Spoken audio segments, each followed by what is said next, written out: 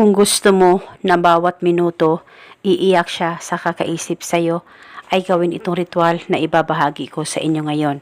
Lalong-lalo na kung nagkamalabuan kayong dalawa ng partner mo at ikaw ay binaliwala na niya, ay mas mainam na gawin mo ito at panigurado ngayon mismo matatamaan siya pagkatapos mong gawin ang ritual na ito. Tiyak siya na naman ang iiyak bawat minuto sa kakaisip sa iyo. Basta gawin itong ritual sa mabuti at hilingin ng buong puso.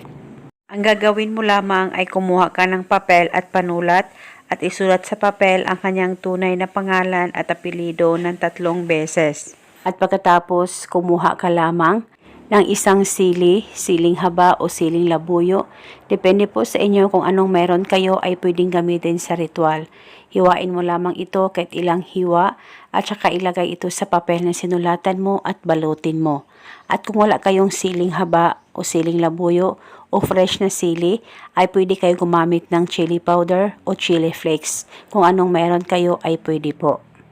At pagkatapos mo nang mabalot ito, hawakan saglit ng ritual, pakaisipin mo siya ng mabuti, mag-focus at mag-concentrate ka at ibulong mo ang spell na ito.